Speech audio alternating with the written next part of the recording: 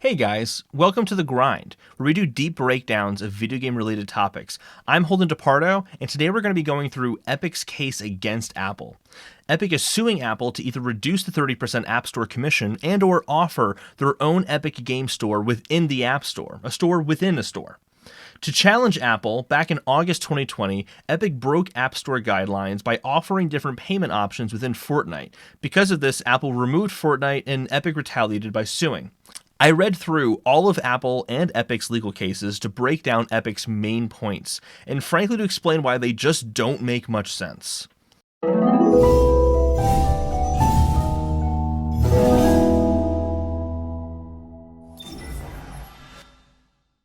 The first point that Epic lays out is that the 30% commission Apple charges is too high, it's unnecessary, and harms developers, and is the result of Apple abusing their monopoly position. But Apple can't be abusing monopoly position if their practices are in line with industry standards. By the time Apple entered the app distribution market, Steam, Xbox Live Marketplace, PlayStation Store, and Wii Shop Channel were already established and charging 30%. Apple used their model. Most other companies offer a 30% cut. Tom Marks of IGN broke down the cut other stores take, and with the exception of itch.io, Epic Games, and Humble Bundle, all other stores take a 30% cut. It is the industry norm. Physical stores like GameStop, Walmart, etc. also took a 30% cut, but it's less clear how that is broken up given other expenses related to retail. In fact, retail cuts have actually been worse than 30% in the past. So in 2010, the OnLive CEO provided a breakdown of what developers pay to get their games in retail. The retailer takes $15. $7 is unsold inventory that must be bought back from the retailer. Creating the disc and shipping it to the store is actually less than you'd think. It's $4. And then the royalty fee or the platform fee for platforms such as PlayStation or Nintendo is $7. At the end of the day, $27 is left over to either the publisher or the developer based on whatever business arrangement they had. All of this is well over 50% and still doesn't include other App Store services such as Apple's SDK. Before the App Store, retail cuts were even higher. In 1996, Epic Games started to distribute games for other game developers. They charged a 60% commission, which undercut the industry standard of 70% at the time. Over time, the margin going to developers has greatly improved. So we know the cut is standard and has gone down over the years, but does the 30% cut still harm developers right now? Epic says developers have to charge more money in order to sell their software on Apple's platform. This claim and Epic's examples are either false or misrepresented. I decided to find several apps and subscriptions to test the claim that different prices are charged on App Store versus other platforms, and I did not find Epic's claim to be largely true. Epic offers only 2 examples of prices being higher on iOS versus other platforms in their legal case. Pandora, they said, charges $12.99 on iOS and $9.99 online. And although this is true, what Epic just leaves out is that Pandora has 2 tiers of subscription, a $4.99 Pandora Plus option and a $9.99 Pandora Premium. Only Premium is different. Plus is offered at the same $4.99 rate everywhere, including the App Store. CBS All Access, they said, charges $6.99 on iOS and $5.99 elsewhere. This example just simply isn't true. CBS All Access is now Paramount Plus and offers the same price everywhere, including the App Store. And as you can see in the chart, we see mostly the same prices between App Store and direct online payments to developers. There are also some examples of developers not offering payment through the App Store, such as Netflix and Spotify, and there are some examples where developers do in fact charge more, like Tidal. But there are also examples of developers only offering payment through the App Store, or even less money in the case of the New York Times. Another way to look at this is, do developers charge less on Epic Game Store because of their lower 12% commission as Tim Sweeney promised? Early in Epic Game Store history, we saw Tim Sweeney claim that developers would charge less on their platform after several cycles, but this hasn't played out yet. Metro Exodus did launch on Epic Game Store for $50, which was $10 less than all other platforms. But now it costs $40 across all platforms. In fact, when I started to compare the prices of games on Epic Game Store and the PlayStation Store, it doesn't seem like Epic's smaller commission is having an impact on pricing. The prices are the same everywhere. Even for Fortnite. Oddly enough, Epic, who promised that the prices would go down for consumers, doesn't even live up to that themselves. Now, to be fair, there are some examples of games that cost less, like Godfall. But this is far from the norm. The vast majority of developers charge the same price everywhere, regardless of commission. Businesses account for the commission of any store they are on when budgeting for their next project. If the commission is smaller on another store, like Epic Game Store, developers just take a bigger cut for themselves rather than pass the savings on to consumers. It's less developers being harmed by a 30% cut and more of them benefiting from reduced cuts elsewhere. The next point that Epic brings up is that Apple has a monopoly on in-app purchases, which they consistently conflate with payment processing. This is just plain misleading. Epic argues that Apple is such a monopolist and profitably charges an order of magnitude more for payment processing services for in-app transactions on iOS involving digital goods than would competing providers of payment solutions. In other words, they're saying that the 30% App Store commission that Apple charges is so much higher than the 5% that payment processors offer. And 5% is already really high for a payment processor. Let's just establish the difference between in-app purchases and payment processing. We need to talk about what the 30% cut actually covers. The first thing is the app review process. Every single app and app update runs through a human and AI system that validates that the app is safe, that the app does what it says it does, and these app reviews are done very quickly. 85% of apps are approved in 24 hours, 95% in 48 hours. And this is for over 1,000 apps a day, which means hundreds of thousands of app updates and new apps every year. Apple distributes and hosts all those apps, which is running the store, storing the apps on a server, but also facilitating download processing and updates, all that stuff. The biggest one here is probably going to be that they offer a software development kit. This includes 150,000 APIs, or basically tools developers can use to make the apps on the iPhone. And it's not just the tools themselves, it's also all the documentation for those tools. There's customer service for issues related to distribution of the apps, and bringing us right back to payment processing. Payment processing is just a portion of what the 30% cut covers. It is not all of it. Matter of fact, payment processors such as Braintree, Square, Amazon Pay, which are named by Epic in their legal filing, facilitate money exchange between the customer and the store. They work with banks to validate transactions before sending money to the merchant. Whenever your card is authorizing at checkout, that's payment processing. So basically, Epic wants you to believe that payment processing is all the 30% cut covers. When really the 30% cut is the payment processing, it's the online store, it's the payment gateway, which is where you put in your credit card information, and then also just the merchant, like the store itself. This is completely misrepresentative of what a payment processor actually is. And Epic makes this conflation consistently across their entire legal case.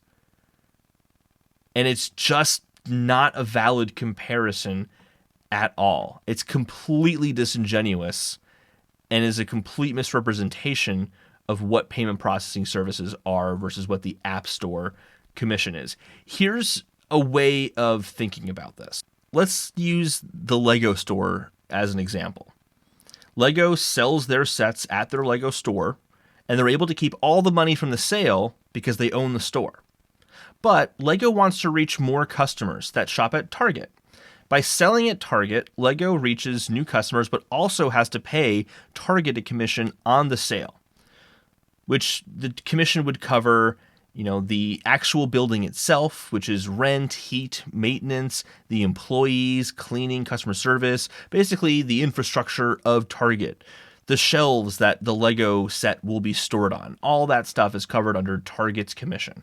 But imagine if Lego wanted to sell in Target and offer customers a Lego register when you go to check out, so you don't even have to give any money to Target at all. You can just bypass Target's registers and give the money directly to Lego instead. Lego would get all the money for themselves despite using Target's infrastructure. That's basically what Epic is trying to ask for here by allowing the Epic Game Store to be on the App Store. They want to use the App Store without paying for the App Store. So their whole issue is with this 30% cut for in-app purchases and for buying new apps, but why not charge a different rate for the app purchases versus the in-app purchases? The reason is that this is easily gamed. What would stop a developer from making their app free in the store and then offering to unlock the app with an in-app purchase?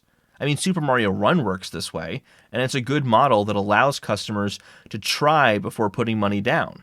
But it's not for every developer. Any developer that wants to offer a for-paid app would be punished by a different commission for in-app purchases versus regular App Store purchases. Charging different commissions would dictate the business model of developers rather than developers having that freedom themselves.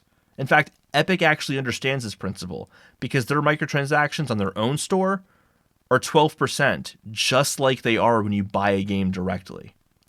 Next, Epic says that Apple's practices harm them.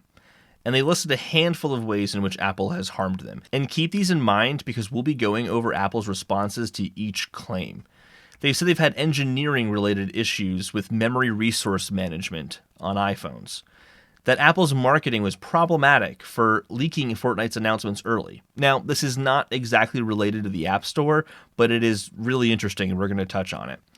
Apple delisted Fortnite from the App Store is another one of their complaints, but this is a really weird one. It's about a 30-page section where Epic breaks down all the ways that they feel Apple harmed them, and essentially the majority of the 30 pages comes down to them saying, we offer X feature to customer in Fortnite, and because Apple took us off of the store, we can no longer offer X feature to customer. It's a really strange argument, and quite frankly, we're just going to ignore it because it doesn't really mean anything. Apple's case shows Epic and Apple had a strong relationship, which Epic uniquely benefited from in ways other developers simply don't. Now, Apple tried to include examples of their SDK tools as a benefit that Epic received, but these are benefits all developers received. So here, we're only going to be discussing benefits that Epic uniquely received, starting with development. Remember that memory management issue Epic mentioned? Well, Apple gave Epic an entitlement to use memory in iOS differently than other developers.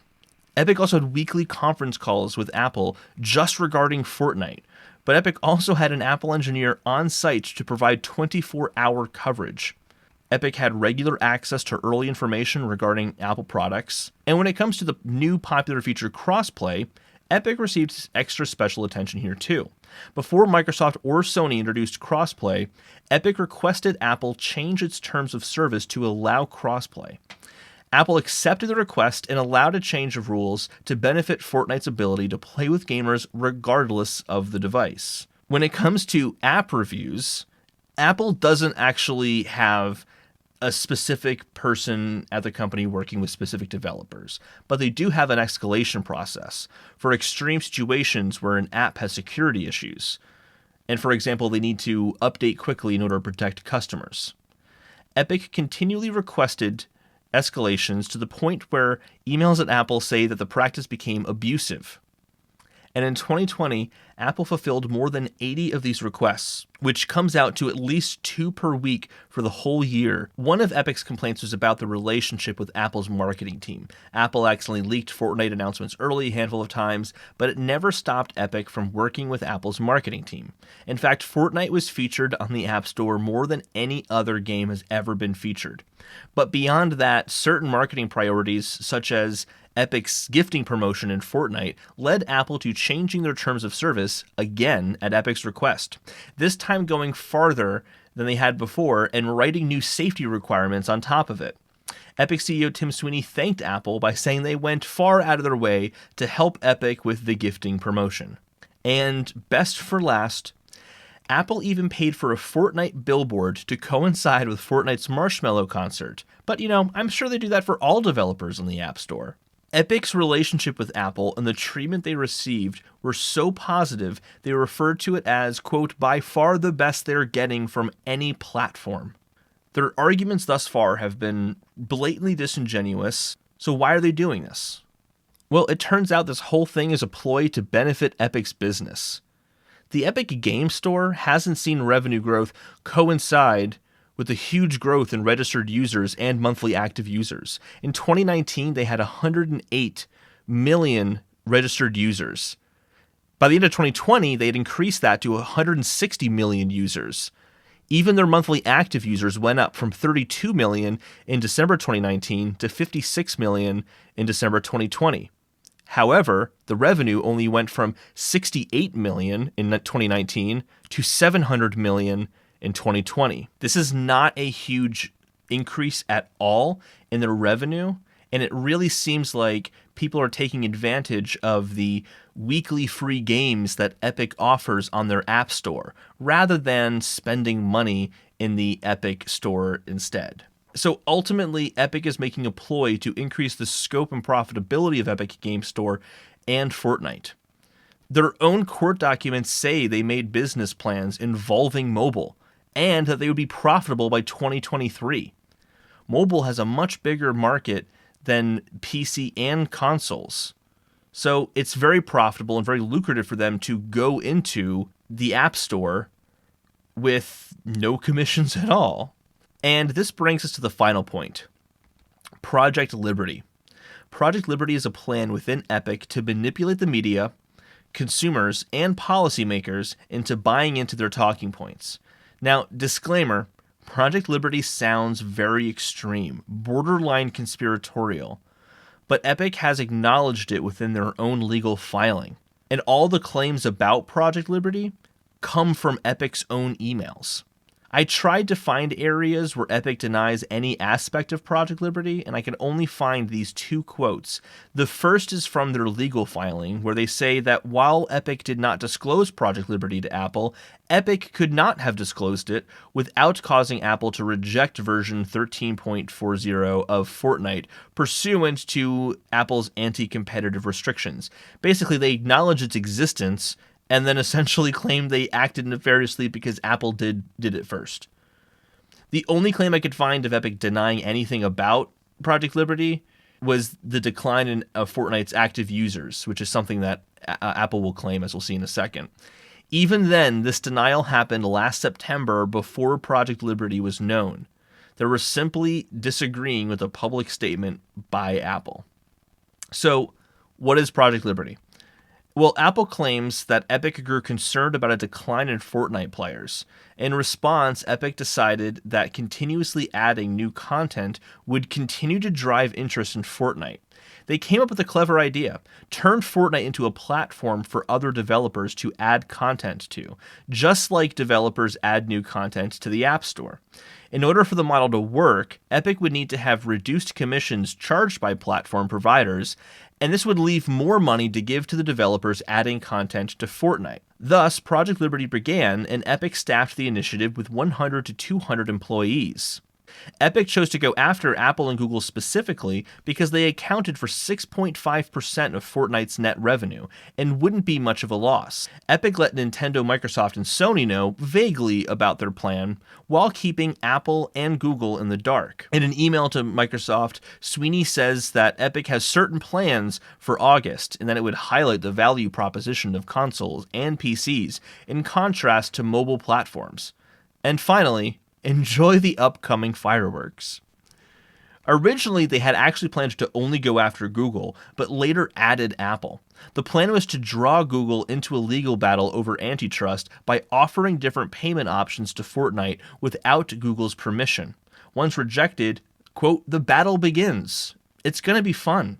Epic spent a lot of time figuring out how to obfuscate the code to hide the payment system from Google and Apple, because again, this is a deliberate, deceptive effort. But one obstacle Epic knew they'd run into was not being sympathetic. They didn't want to look like the baddies.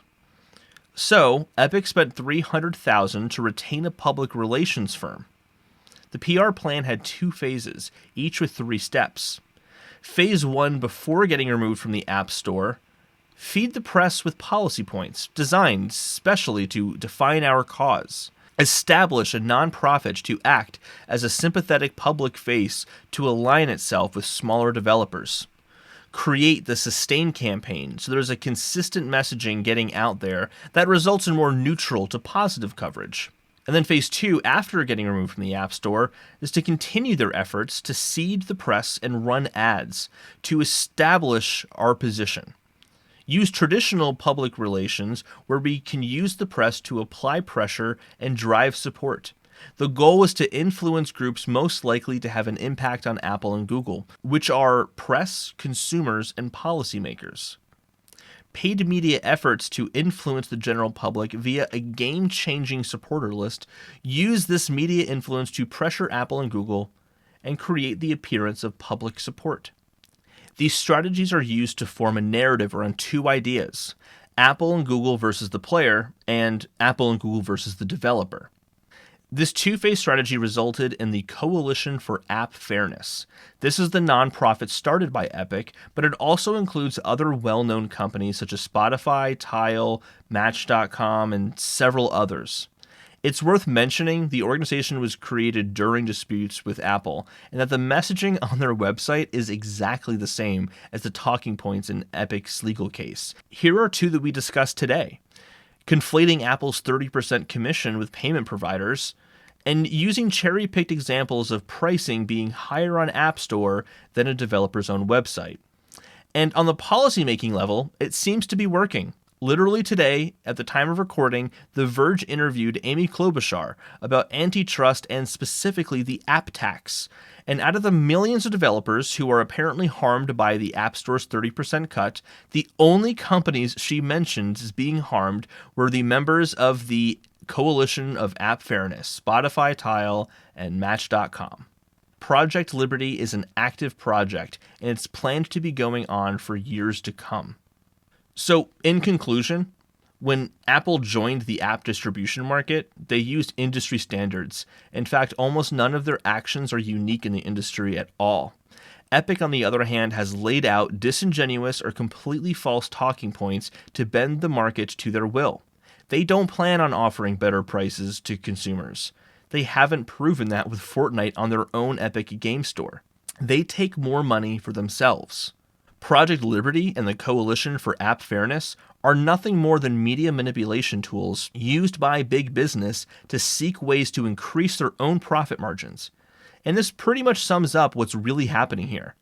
Big businesses trying to get more money under the guise of helping consumers.